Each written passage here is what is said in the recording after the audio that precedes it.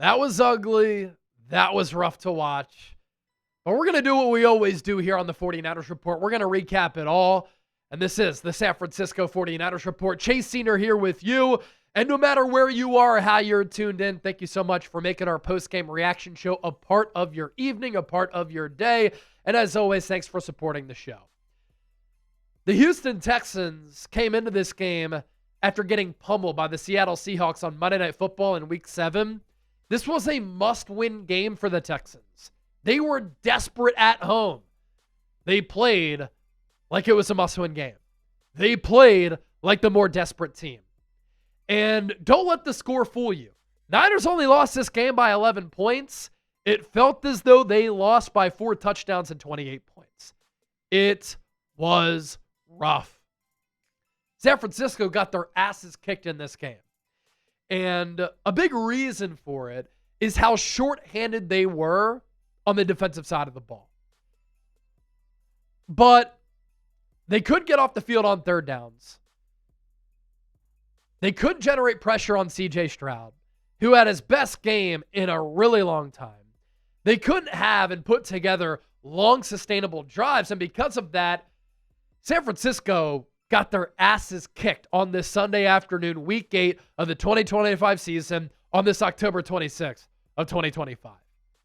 The Niners slept-walked early in this game, and there were moments where they woke up a little bit, but for the most part, they just kind of hit snooze time and time again throughout the duration of this ball game.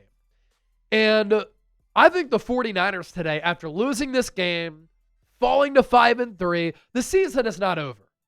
But it became more and more paramount today, more and more obvious today, more and more evident today that John Lynch, Kyle Shanahan, this 49ers operation, they need to trade for a pass rusher.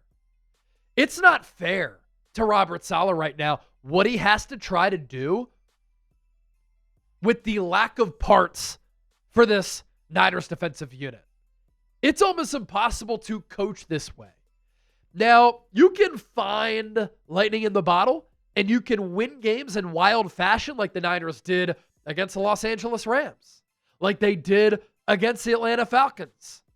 But sustainably, you can't play football in a sustainable manner with so many people out and with the lack of bodies. And we saw that today.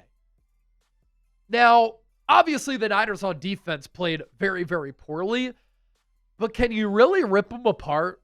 Can you really blame them? They had no pass rushers. They're without Nick Bosa and Fred Warner. No Bryce Huff. Sam Okuwanu gets hurt. You're playing a lot of rookies. You're playing a lot of people on defense that wouldn't have roles with other teams. But they're getting snaps with the Niners because they're so short-handed. And the Niners came out of this game limping even more. Fans feel as though they are limping. Look at these numbers. The Niners today absolutely dominated by the Houston Texans, who I don't think are a very good team. But with this win, Houston now 3-4. They needed a victory today to keep their season alive, and they got it. And maybe this can allow them to find a groove for the rest of the year. Because C.J. Stroud had been regressing. C.J. Stroud was phenomenal in this game. As a rookie, he was great. Year 2, not really that good. So far, year 3, he hasn't played well. But today, highly efficient. 30 of 39. And he had no worries when he dropped back to throw. He knew that the Niners weren't going to generate pressure, that he had clean pockets to operate within. 30 of 39, 318 yards, 2 touchdowns, a pick that came in garbage time at the end of the half, and a quarterback rating of 106.6.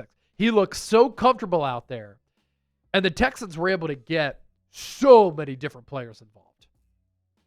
And some of these players really hadn't done much prior to this game. They had breakout performances. Xavier Hutchinson, 5 catches, 69 yards, and a touchdown. Hasn't really been able to see the field in a Texans wide receiver room that's been pretty deep. But today, Houston, without Christian Kirk, without Nico Collins, their number one, a bunch of guys stepped up. Jaden Higgins, 4 catches for 34 yards and a touchdown. Jalen Noel, the rookie, 5 catches for 63. Braxton Berrios, a couple of big third down conversions, big storyline in this game. He had 5 catches for 38. Jared Wayne had 2 catches for 20. And Houston able to run it successfully too. This is a Texans team with a horrible offensive line. They've been one of the worst offensive lines in football this season. And the Niners still, albeit shorthanded, couldn't stop the run, couldn't get off the field on third downs, and couldn't get after C.J. Stroud. But I teed this up moments ago. Look at these team-by-team numbers here. The Texans today, 23 first downs. The Niners had 12. The Texans today, 9 of 16 on third downs. San Francisco, 3 of 11. The Texans, 1 of 1 on fourth down. The Niners, 0 for 1. Total plays, 75 plays for Houston, 44 for San Francisco. Total yards, 475 for the Texans, 223 for the Niners. The Texans had 10 drives. The Niners had 9. But Houston was able to control the clock, move the chains on money downs, and they were able to convert when the Niners couldn't, and they were able to put together long, sustainable drives. Passing yards for Houston, 318. The Niners, 175. Yards per pass, 8.2 for Houston, 5.1 for the Niners. Rushing yards, 157 for the Texans, 48 for the Niners. Rushing attempts, 36-10 in favor of Houston. Niners couldn't run it that much because they were down to start this game. The Texans' first drive of the game set a statement. They had the ball for more than half the first quarter. Time of possession. There are 4 15-minute quarters. The Texans possess the football for 41 minutes and 22 seconds. The Niners only had the ball for 18 minutes and 38 seconds. A complete and utter ass whooping by the Houston Texans over the 49ers today. And at 5-3, San Francisco is still in it. The Niners are not done, but they're not going to be able to last without making a move or moves to improve this defense. They need to bring in bodies. At 5-3, you can't just wave the white flag and say the season is over. No. You've got draft capital. You've got cap space. You have picks that you can give up and surrender in order to improve this roster while still being in a good position to have those picks at your disposal in the 2026 draft. But if you're going to ask Robert Saleh to try to come up with game plans that are heroic every single week, Niners aren't going to fare well for the rest of the year. And if they do give up on the season, that's a bummer. Trent Williams is 38 years old. Christian McCaffrey having a great year. You owe it to these players to try to make a playoff push in a wide open NFC. Because when you do play well, you have shown that you can compete in this conference. But you're not going to be able to compete when you play like that. Simply put. More takeaways to get to here around the corner, but let's get to our sponsor, our friends at Prize Picks, making our 49ers Report postgame show possible. Join the millions of users. Sign up today. PrizePicks.com/CLNS. Use the code CLNS. This is America's #1 fantasy sports app. You choose more or less on 2 to 6 player stat projections, and you can win some big time money. All you have to do, pick, predict, and play. I know you all know ball. Show me. Because you can turn your takes into cash with Prize Picks. PrizePicks also has a couple of new features. It's the only app that offers stacks, meaning you can pick the same player up to 3 times in the same lineup. You want to pick more on Josh Allen's pass yards, rush yards, and touchdowns. Now you can pick all of them in the same lineup, only on PrizePicks. Follow other PrizePicks players directly on the app. Copy their lineups in one click, whether it's a friend, a celebrity partner, or just somebody whose picks you like. Hit the follow button and check out every lineup they create in the new feed tab on PrizePicks. Download the PrizePicks app today. Use the code CLNS to get $50 in lineups after you play your first $5 lineup. That's code CLNS to get $50 in lineups after you play your first $5 lineup. PrizePicks, it's good to be right. We'll put that link in the comment section. We'll put it in the show notes of this edition of the San Francisco 49ers Report.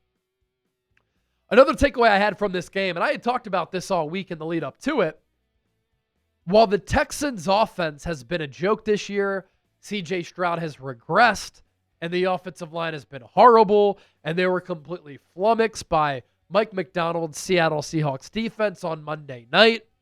Their defense, still one of the best in the league. That's DeMeco Ryans' calling card. And DeMeco had a really good game plan against his former boss, Kyle Shanahan, today. And this Texans defensive line, one of the premier units in the NFL. And this Niners offensive line, when they go up against superior units, they really struggle. That's when they really get exposed. You can run power, you can run gap scheme against Atlanta. You can find success throwing it against the Saints. How do you fare against a great defensive mind, great defensive play caller, great defensive coach, with one of the top edge rusher duos in the NFL with a bad offensive line? The Niners offensive line stunk today. And it's really hard to criticize Mac Jones when he barely has a chance back there in the pocket, when he's getting hit and beaten up so frequently. He barely had a chance today. Barely had a chance against Tampa Bay, another team with a really good front. And this impacted the pass game for the Niners. It impacted the run game for the Niners. Danielle Hunter, able to get after the quarterback, pin his ears back, and cause havoc. Will Anderson, fantastic game. 3 quarterback hits, a sack, a TFL. Danielle Hunter was in the backfield active on a couple of occasions. He had some pressures. Derek Barnett, 2 tackles, a TFL, a sack, and 2 quarterback hits. The Texans have a really good defensive line rotation, whether it be at defensive end or defensive tackle, and the Niners had no issues. Now, obviously, it was a problem when the Niners immediately dug themselves an early hole right from the jump. Texans get the ball, and they go on a 16-play drive to begin the game. Then the Niners on offense, they needed to give that defense a break. A shorthanded defense. Couldn't do it. Couldn't really matriculate down the field at all. So then the Texans get the ball back. They go on another long drive. And the Texans' ability to keep the chains moving, to keep the offense on the field, and keep the Niners' defense on the field, wore this already depleted Niners defense down. And then it got to a point where San Francisco's defense just didn't have a shot. But the Niners had the rest advantage in this game. The Texans played Monday night in Seattle. They didn't get back until the wee hours of the morning on Tuesday. And they still shit-pumped San Francisco in this game. And DeMeco Ryans was better than Kyle Shanahan. 26 points for Houston, almost 500 yards, 6.3 yards per play.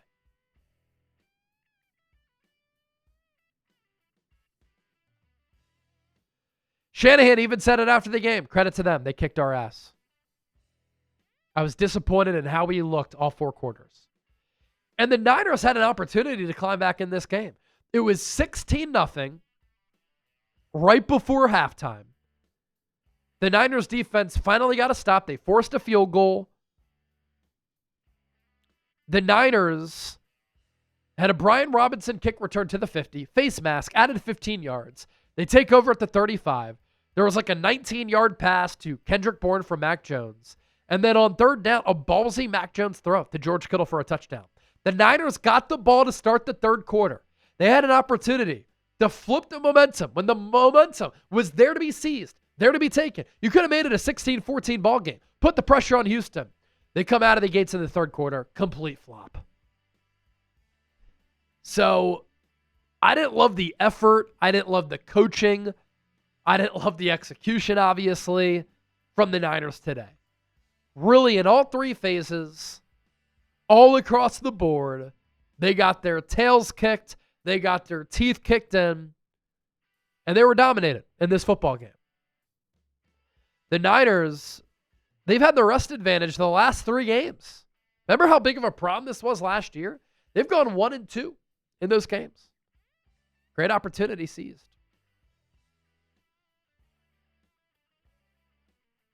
And so again, I know that the Niners are banged up. I know they're injury depleted. But that performance, as ugly, as bad, as porous as it gets. And deep in the heart of Texas, San Francisco got smacked in the face like Will Smith on Chris Rock. And a big thing that DeMeco Ryans did, he said, we will not let Christian McCaffrey beat us. McCaffrey, 68 yards from scrimmage. First game with less than 100 scrimmage yards this year. He had 7 straight of 100+ to open up the season. Tied Roger Craig's franchise record. And DeMeco said, we can't let him beat us. 8 carries for 25 yards for CMC. 3.1 yards per carry. And the Niners couldn't obviously get him involved in the pass game either. Really, really ugly. Now, the good news is that the Bengals lost today. The Bengals had leads over the winless Jets of 31-16, 38-24. They were up 38-24 in the fourth quarter. They lost to the freaking Jets. Since he's cooked. John Lynch, up the offer, trade for Trey Hendrickson. You got to make a move. Don't forget to hit that subscribe button here on the San Francisco 49ers Report. Thanks to everybody who tuned into our watch party. Well over 80,000 views. Shout out to Dylan, who crushed it today in the producer chair. And win or lose, we're going to continue to provide you with the most elite Niners coverage right here on YouTube.